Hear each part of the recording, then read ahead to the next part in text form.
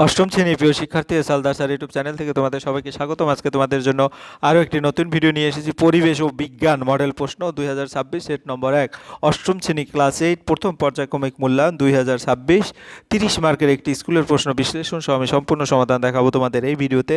হ্যাঁ, ভিডিওর শুরুতেই দেখতে আসলে পরিবেশ ও বিজ্ঞান বিষয়ে ভালো নম্বর পাওয়ার জন্য তোমাদের আসলে কি করণীয়। পরিবেশ ও বিজ্ঞানে যদি ভালো রেজাল্ট করতে চাও তাহলে এই দেখো তোমাদের এখানে কিন্তু অনেককেই দেখতে পাচ্ছ যারা মাধ্যমিকে প্রথম স্থান দ্বিতীয় স্থান তৃতীয় স্থান অর্জন করেছে। এরা সবাই কিন্তু তাদের যে ভালো রেজাল্ট করার যে কারণ সেটা কিন্তু তারা ব্যক্ত করেছে, এবং সেই কারণটি ছিল কি টেক্সট বইটাকে খুব ভালো করে প্রাধান্য দেওয়া। টেক্সট বইয়ের খুঁটিনাটি যা কিছু আছে সম্পূর্ণ খুব ভালো করে পড়তে হবে। চিত্রভিত্তিক যে প্রশ্নগুলি আছে সেগুলি আসলে চিত্র যথাযথ দিতে হবে, এবং গাণিতিক যে অঙ্কগুলি আছে সেগুলি সূত্র অ্যানালাইসিস করে বিশ্লেষণ সহকারে উত্তরটা দিতে হবে। হ্যাঁ, আর যেটা হচ্ছে যখন তোমার সমস্ত বই প্র্যাকটিস মানে তোমার পড়া হয়ে যাবে তখন আসলে বিভিন্ন ধরনের স্ট্যান্ডার্ড মানের বিভিন্ন প্রশ্ন উত্তর করার প্র্যাকটিস করতে হবে। যে যত বেশি উত্তর করার এই প্র্যাকটিস করবে আসলে সে ততই দেখা গেছে ভালো রেজাল্ট করতে পারবে। আর তারই ধারাবাহিকতায় আমি এক এক করে এরকম স্ট্যান্ডার্ড মানে অনেক প্রশ্ন দিয়েছি। হ্যাঁ, আর ভবিষ্যতেও দেবো। কাজে তোমরা যারা এখনও আমার চ্যানেলটিকে সাবস্ক্রাইব করোনি তারা এখনই চ্যানেলটিকে সাবস্ক্রাইব করে বেল আইকনটি প্রেস করে দাও এরকম আরও অনেক ভিডিও পাওয়ার জন্য। তো প্রথমেই দেখো সেট নম্বর 1 পরিবেশ। অষ্টম শ্রেণী পরিবেশ ও বিজ্ঞান, যেটা এখানে দুটো পার্ট আছে। তোমার টোটাল 30 মার্কের যে ফার্স্ট ইউনিটের পরীক্ষাটা হবে এখানে ফিজিক্যাল সায়েন্সের একটা পার্ট আছে এবং লাইফ সায়েন্সের একটা পার্ট আছে। হ্যাঁ, তাহলে ফিজিক্যাল সায়েন্সে তোমার 15 এবং লাইফ সায়েন্সেও 15 মার্ক নিয়ে আমি একটু বড় করে দেখাচ্ছি। প্রথমে সঠিক উত্তরটি নির্বাচন করো। এখানে টোটাল পাঁচটি প্রশ্ন আছে, 5টি প্রশ্নের উত্তর করতে হবে। 2 নম্বরে হচ্ছে তোমার নির্দেশ অনুসারে উত্তর, অর্থাৎ কোথাও সত্যমিতা, কোথাও শূন্যস্থান, কোথাও 1 নম্বরের প্রশ্ন বর্ণনা ভিত্তিক এরকম। তারপরে 3 নম্বরে হচ্ছে 2 নম্বরের প্রশ্ন, যে কোনো 3টি, অর্থাৎ এখানে 4টি প্রশ্ন আছে, 3টি অ্যান্সার করতে হবে। পরবর্তীতে আমরা লাইফ সায়েন্স দেখবো। লাইফ সায়েন্সেও কিন্তু একইভাবে সঠিক উত্তরটি নির্বাচন করুন। এখানে 2টি সত্য মিথ্যা, এখানে 2টি আছে শূন্যস্থান পূরণ, এবং নিচের প্রশ্নগুলোর উত্তর সঠিক দাও 2টি, এবং এটা 2 মার্কের 1 মার্কের, এবং পরে 5 নম্বরের যে প্রশ্ন সেটা 2 মার্কের, এবং লাস্ট যেটা হচ্ছে 6 নম্বরের প্রশ্ন এটা চিত্রভিত্তিকও আসতে পারে আবার একটু বর্ণনামূলকও আসতে পারে। এই ছিল তোমাদের সামগ্রিক প্রশ্ন। এখন এটার সমাধানে যাব সরাসরি বিশ্লেষণে। তো বিশ্লেষণে আমি বলবো তোমাদের প্রতিটা প্রশ্নই চেষ্টা করব কি কারণ এবং সঠিক তার ব্যাখ্যা দিতে, শুধু উত্তরটাই দেব না। তাহলে একটি 2 কেজি ভরের বস্তুকে পৃথিবীকে যে বল দিয়ে টানা হয়, আমরা যদি প্রশ্নটা দেখে আসি, এই দেখো একটি 2 কেজি ভরের বস্তুকে পৃথিবীকে যে বল দিয়ে টানা হয় সেটা কত। তাহলে সেটা যদি আমরা উত্তর দেখি তাহলে বল সমান mg, অর্থাৎ F সমান mg। তাই m হচ্ছে 2 আর g হচ্ছে 9.8, বসালে 19.6, সেটা কোথায় আছে? বি নম্বরে আছে। কাজে তোমার উত্তর হয়ে যাবে বি নম্বর। পরের প্রশ্ন সময় বাড়ার সঙ্গে সঙ্গে পতনশীল বস্তুর বেগ কমতে থাকে, বাড়তে থাকে, একই থাকে, এবং কোনোটি নয়। আমরা যদি দেখি বাড়তে থাকে, কারণ অভিকর্ষের কারণে বেগ প্রতি সেকেন্ডে বৃদ্ধি পায়। ঘনত্বের এসআই একক যেটা সেটা জানতে হবে কিলোগ্রাম পার ঘনমিটার, অর্থাৎ kilogram KG per metre cube. আমরা যদি এভাবে লিখি কেজি, আর এখানে একটা মিটার কিউব এভাবে দিয়ে দেই, এটাও কিন্তু ঘনত্বের একক। এরপরে চলে যাবো পরের প্রশ্ন হচ্ছে ফেরাস যৌগে আয়রনের যোজ্যতা কত। আসলে ফেরাস এবং ফেরিক এই নিয়ে আমি ডিটেলস বিশ্লেষণ দেখাবো তোমাদের, যাতে তোমাদের ব্যাপারটা ক্লিয়ার হয়ে যায়। ফেরাস যৌগের লোহার যোজনী বিস্তারিত ব্যাখ্যা যদি বলি, ফেরাস যৌগের লোহার যোজনী 2। ফেরাস বলতে বোঝায় রসায়নে ফেরাস যৌগ বলতে যে সকল যৌগকে বোঝায় সেখানে লোহা Fe2 আয়ন হিসাবে উপস্থিত থাকে, অর্থাৎ লোহা তার 2টি ইলেকট্রন ত্যাগ করে, তখন তার আধান হয় +2। এই 2 আধানকে লোহার যোজনী 2 বলা হয়। উদাহরণ দিয়ে বোঝানো হয় ফেরাস সালফেট FeSO4, এখানে সালফেটে আয়রন -2, তাই লোহাকে +2 আধান নিতে হয়, লোহার যোজনী 2। ফেরাস সালফেট, ফেরাস ক্লোরাইড, প্রতিটি ক্লোরাইডে আয়নের আধান -1 এবং মোট আধান -2, তাই লোহা +2 যোজনী 2। এরপরে আমরা চলে যাব প্রদত্ত কোন পদার্থে খোলা হয় ঊর্ধ্বপাতিত বা পরিবর্তিত হয়। এটা হচ্ছে চিনি, মোম, সোডিয়াম, চর্বি। এখানে চর্বি, কারণ চর্বি এখানে খোলা হয় ঊর্ধ্বপাতিত হওয়া বলতে পাঠ্য বই অনুযায়ী খোলা হয় জারণ হয়, নষ্ট হয়ে বোঝানো হয়েছে। তো চর্বি বাতাসে অক্সিজেনের সঙ্গে বিক্রিয়া করে, এই বিক্রিয়ায় চর্বি জারিত হয় এবং ফলে খাবারের দুর্গন্ধ, খারাপ স্বাদ সৃষ্টি হয়। এই প্রক্রিয়াকে বলা হয় রেনিসিডিটি। তাই চর্বি খোলা হয় সহজেই পরিবর্তিত হয়। চিনি যেমন খোলা হয় সহজে জারিত হয় না, মোম বাতাসে স্থিতিশীল থাকে, সোডিয়াম ক্লোরাইড খুব স্থায়ী লবণ, হ্যাঁ বাতাসে কোনো পরিবর্তন হয় না। এরপরের প্রশ্ন যদি আমরা বলি সেটা হচ্ছে হাইড্রোজেন দেওয়া আছে একটা, উপরে 3 নিচে 1 এবং উপরে 4 নিচে 2, হিলিয়ামের পরমাণু দুটির মধ্যে সম্পর্ক লেখো। না, আমার 2 নম্বরের এক এক করে 1 নম্বরের প্রশ্ন সত্য না মিথ্যা। তরলের চাপ পি এবং ঘাত পি এফ, ক্ষেত্রফল এ হলে এদের মধ্যে সম্পর্ক পি সমান এফ বাই এ। উত্তরটা সঠিক। সঠিক কারণ কারণ চাপ সমান বল বাই ক্ষেত্রফল পি সমান এফ বাই এ। এরপর 2 নম্বর শূন্যস্থান, এসআই তড়িতে আধানের একককে কী বলে? কুলম্ব বলে, কুলম্ব বলে। তারপর তাপের সুপরিবাহী এবং তাপের তড়িতের কুপরিবাহী একটি অধাতুর নাম লেখো।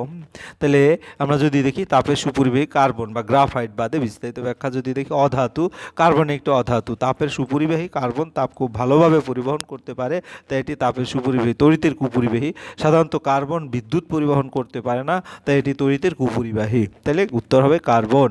এরপরে হাইড্রোজেন এবং হিলিয়াম পরমাণু দুটির মধ্যে সম্পর্ক লেখো। আসলে হাইড্রোজেনে দেখা যাচ্ছে এখানে ভর সংখ্যা হচ্ছে তোমার 3, প্রোটন সংখ্যা 2, ভর সংখ্যা 4 হিলিয়ামে এবং প্রোটন সংখ্যা হচ্ছে 2। প্রথমে দুটি পরমাণু গঠন দেখি, ট্রিটিয়াম, এটাকে বলে ট্রিটিয়াম। পারমাণবিক সংখ্যা Z সমান 1, ভর সংখ্যা 3 এবং প্রোটন 1, হ্যাঁ নিউটন 2 হবে, তাহলে বিয়োগ করলে হিলিয়ামে পারমাণবিক সংখ্যা 2, ভর সংখ্যা 4, তাহলে এখানেও প্রোটন 2 এবং নিউট্রনও 2। তাহলে এখানে দেখো এখানে নিউট্রন 2 আছে, এখানেও নিউটন 2 আছে। যেসব পরমাণুর কি নিউটন সংখ্যা সমান, আইসোটন কি? যে সকল পরমাণু নিউটন সংখ্যা সমান কিন্তু পারমাণবিক সংখ্যা ভিন্ন তাদের আইসোটন বলে। কাজেই তাহলে এটার উত্তর হবে আইসোটন। হ্যাঁ, অর্থাৎ আমরা একে আইসোটোন বলবো। পরমাণু দুটির মধ্যে সম্পর্ক হচ্ছে আইসোটোন। এরপরে আমরা চলে যাব 3 নম্বর, নিম্নলিখিত প্রশ্নগুলির উত্তর লেখো। সমান ভরে দুটি বস্তুকণার মধ্যে দূরত্ব বাড়িয়ে দ্বিগুণ করা হলে মহাকর্ষ বল পূর্বের কত গুণ হবে?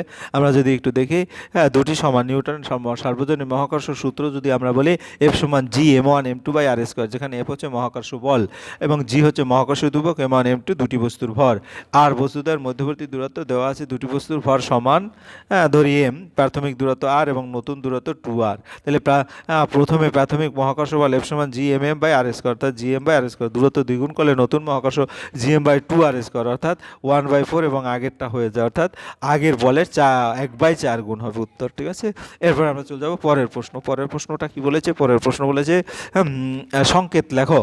হ্যাঁ, ferric sulphate, ammonium nitrate, aluminium carbonate এবং ম্যাগনেসিয়াম হাইড্রোক্সাইড। আমরা যদি সংকেত রেখে ফেরিক সালফেট Fe2SO4 3 এবং অ্যালুমিনিয়াম নাইট্রেট AlNO3 তারপরে গিয়ে অ্যামোনিয়াম কার্বনেট, অ্যামোনিয়াম এসে NH4 আর কার্বনেটের সংকেত 2 যোজনী 2, এখানে 2টা আগে লিখবো, ম্যাগনেসিয়াম হাইড্রোক্সাইড MgOH2। এরপর আমরা চলে যাবো পরের প্রশ্ন। পরের প্রশ্ন কি বলেছে? উত্তপ্ত লোহার উপর 3 নম্বরের প্রশ্ন স্টিম চালনা করা হলো, কি ঘটবে তা বিক্রিয়া সহ উদাহরণ দাও। হ্যাঁ, তার আগে আমরা 4 নম্বরটা যদি দেখি, ছোট লোহার বল জলে ডুবে যায় কিন্তু বড় লোহার বল জাহাজে ভাসে। হ্যাঁ, যেমন জাহাজ ভাসে কেন? মূল ধারণা উত্থাপন বল বা প্লবতা, যেটা কোনো বস্তুর তরলে ভাসবে না ডুববে তা নির্ভর করে বস্তুর উপর ক্রিয়াশীল উত্থাপন বলের মান। বস্তুর ওজনের সঙ্গে সেই উত্থাপন বলের তুলনা বা গড় ঘনত্ব। ছোট লোহার বল কেন ডুবে যায়? ছোট লোহার বল ঠাসা ও কঠিন হয়, জলে নিমজ্জিত হলে এটি কম জল স্থানচ্যুত করে, ফলে এর উপর ক্রিয়াশীল উত্থাপন বল কম হয়, কিন্তু ওজন বেশি হয়। উত্থাপন বল স্মলার দ্যান ওজন, তাই ছোট লোহার বল ডুবে যায়। বড় লোহার ও জাহাজ কেন ভাসে? লোহার জাহাজ ভিতরে ফাঁপা অংশে বাতাস থাকে, এর ফলে জাহাজের মোটা আয়তন খুব বেশি হয়, ফলে জলে রাখলে জাহাজের অনেক জল স্থানচ্যুত করে, তাই এর উপর ক্রিয়াশীল উত্থাপন বল অনেক বেশি হয়। এই উত্থাপন বল জাহাজের ওজনের সমান বা বেশি হয়, তাই বড় লোহার জাহাজ ভাসে। এরপরে উত্তপ্ত লোহার উপর চুন ঢাললে কি ঘটে? আমরা যদি দেখি, উত্তপ্ত বলে লাল গরম লোহার উপর জল ঢাললে জল সঙ্গে সঙ্গে জলের বাষ্পে পরিণত হয়। এই জলের বাষ্প উত্তপ্ত লোহার সঙ্গে রাসায়নিক বিক্রিয়া করে। লোহা জারিত অক্সিডাইজ হাইড্রোজেন গ্যাস নির্গত হয়। লোহা এবং জলের বাষ্পের বিক্রিয়ায় ফেরিক অক্সাইড তৈরি হয়। রাসায়নিক বিক্রিয়ায় কেমিক্যাল রিঅ্যাকশন, 3টা আয়রন এবং 4টা জল বিক্রিয়া করে ফেরিক অক্সাইড এবং হাইড্রোজেন উৎপন্ন করে। বিক্রিয়ার ব্যাখ্যা, এফ হচ্ছে লোহা, জল হচ্ছে স্টিম, জলের বাষ্প, এপিক লোহার অক্সাইড এবং হাইড্রোজেন গ্যাস। ঊর্ধ্বমুখী পরীক্ষায় লেখার মতো চূড়ান্ত উত্তর, উত্তপ্ত লোহার উপর জল ঢাললে জলের বাষ্প লোহার সঙ্গে বিক্রিয়া করে লোহার অক্সাইড হাইড্রোজেন গ্যাস উৎপন্ন করে, এই হচ্ছে তার বিক্রিয়া। এরপরের প্রশ্ন হচ্ছে কি, আমাদের লাইফ সায়েন্সের প্রশ্ন। শ্বাসনালীর মধ্যে দিয়ে বায়ু পরিবহনে সাহায্য করে, হ্যাঁ, শ্বাসনালীর মধ্যে দিয়ে বায়ু পরিবহনে সাহায্য করে কে? সেকুলেশন, অর্থাৎ 3 নম্বর। প্রোটিন সংশ্লেষণে অংশ নেয় কি? রাইবোজোম। রাইবোজোম হচ্ছে প্রোটিন সংশ্লেষণে অংশ নেয়। 1 আর 2 হয়ে গেল। এরপরের প্রশ্ন, সত্য অথবা মিথ্যা নিরূপণ করো। সত্য, ব্যাকটেরিয়া কোষের মেসোজোম শ্বসনে অংশগ্রহণ করে, এটা সত্য। সেন্ট্রোজোম একটি একক পর্দাযুক্ত কোষাঙ্গাণু, এটা মিথ্যা। শূন্যস্থান পূরণ। মানুষের স্নায়ুকোষের দৈর্ঘ্য সবচেয়ে বেশি। পিতামাতা থেকে সন্তানের মধ্যে বংশগত বৈশিষ্ট্য ডিএনএর, হ্যাঁ, মাধ্যমে বাহিত হয়।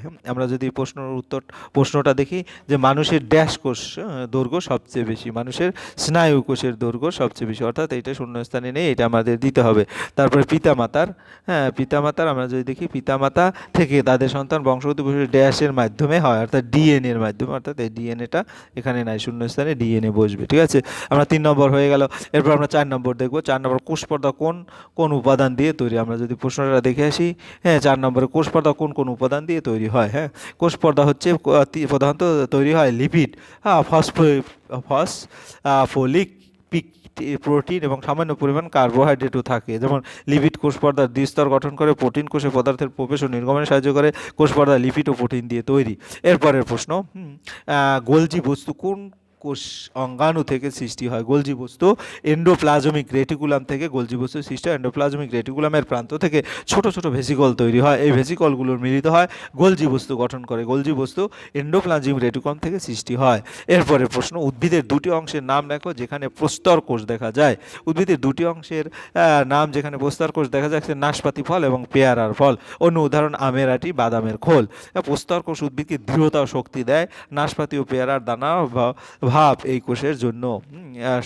নাশপাতি ও পেয়ারার ফলে প্রস্তর কোষ দেখা যায়। এরপরের প্রশ্ন, 5 নম্বরের প্রশ্ন, যৌগিক আলোক অণুবীক্ষণ যন্ত্রের দ্রষ্টব্য বস্তুকে অনেক গুণ বড় করে দেখানোর জন্য কি কি ধরনের লেন্স ব্যবহার করা হয়? হ্যাঁ, এটা অনেক গুণ বড় করার জন্য অবজেক্টিভ লেন্স এবং আইপিস লেন্স ব্যবহৃত হয়। অবজেক্টিভ লেন্স প্রথমে বস্তুকে বড় এবং বাস্তব প্রতিবিম্ব তৈরি করে, আইপিএস লেন্সে সেই প্রতিবিম্বকে আবার বড় করে দেয়। হ্যাঁ, 2 লেন্সের যৌথ ক্রিয়ায় বস্তু অনেক গুণ বড় দেখা যায়। যৌগিক অণুবীক্ষণ যন্ত্রে অবজেক্টিভ এবং আইপিএস লেন্স ব্যবহৃত হয়।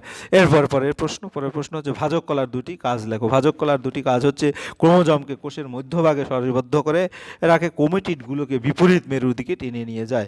কোষ বিভাজন, আমাদের এইটাই কিন্তু উত্তর, কিন্তু ব্যাখ্যা যদি বলি, কোষ বিভাজনের সময় ভাজক কলা সঠিকভাবে জিনগত বস্তু বন্টনে সাহায্য করে। ভাজক কলা ক্রোমোজোমকে সারিবদ্ধ করে এবং মেরুর দিকে নিয়ে যায়। এরপরের প্রশ্ন, কোন কোষ অঙ্গাণুকে আত্মঘাতী থলি বলা হয় এবং কেন? লাইসোজোমকে আত্মঘাতী থলি বলা হয়। কেন বলা হয়? লাইসোজোম শক্তিশালী পরিপাক, হ্যাঁ, আকারী এনজাইম থাকে। কোষ ক্ষতিগ্রস্ত বা পুরানো হলে এই এনজাইম কোষের ভিতরে অংশ হজম করে, ফলে কোষ নিজেই ধ্বংস হয়ে যায়। লাইসোজোমকে আত্মঘাতী থলি বলে কারণ এটি কোষকে নিজেই ধ্বংস করতে পারে। হ্যাঁ, এরপরে যদি বলি 6 নম্বরের প্রশ্ন, কোষের শক্তি নির্গমন প্রক্রিয়ায় যে কোষ অঙ্গাণুটি সাহায্য করে তার নাম লেখো এবং এই কোষ অঙ্গাণু একটি চিত্র অঙ্কন করে যে কোনো একটি অংশ চিহ্নিত করো। তাহলে আমার, হ্যাঁ, যদি বলি মাইটোকন্ড্রিয়া শক্তি উৎপাদন করে সাহায্য করে কোষ অঙ্গাণুটি। কেন মাইটোকন্ড্রিয়াকে শক্তি উৎপাদনকারী অঙ্গাণু বলা হয়? মাইটোকন্ড্রিয়া কোষ শ্বসন, হ্যাঁ, খাদ্যবস্তু ভেঙে শক্তি উৎপন্ন, এই শক্তি কোষের সব কার্যক্রমে ব্যবহৃত হয়। তো মাইটোকন্ড্রিয়াকে বলা হয় কোষের শক্তিঘর, পাওয়ার হাউস অফ দিস। মাইটোকন্ড্রিয়ার প্রধান কাজ হলো খাদ্য থেকে শক্তি উৎপাদন। আমার সাথে এত লাগে না, এটিভিতে কোষের বিভিন্ন কার্যক্রমের শক্তি, এবং বলছে যে সেটার চিত্র অঙ্কন করতে হবে। তোমরা একটা মাইটোকন্ড্রিয়ার চিত্র এভাবে অঙ্কন করে দিবে এবং বিভিন্ন অংশ, যেটা অক্সিজম, কৃষ্টি, দানা, বহিঃপর্দা, অন্তঃপর্দা এবং ধাত্র বা তোমার এভাবে এরকম করে কমপ্লিট করে একটা চিত্র ভালো করে প্র্যাকটিস করবে। এই ছিল তোমাদের টোটাল 30 মার্কের একটি প্রশ্ন এবং তার পূর্ণাঙ্গ বিশ্লেষণ সহ উত্তর। আশা করি ভিডিওটি তোমাদের অনেক উপকারে আসবে। ভিডিওটি দেখার জন্য অসংখ্য ধন্যবাদ। আর বলবো, তোমরা যারা এখনও আমার চ্যানেলটিকে সাবস্ক্রাইব না করে আমার ভিডিও দেখছো, প্লিজ প্লিজ প্লিজ চ্যানেলটিকে সাবস্ক্রাইব করে বেল আইকনটি প্রেস করে দাও। ভিডিওটি দেখার জন্য অসংখ্য ধন্যবাদ। ভিডিওটি ভালো লাগলে লাইক, কমেন্ট, শেয়ার করতে ভুলবে না। সেই পর্যন্তই, ধন্যবাদ।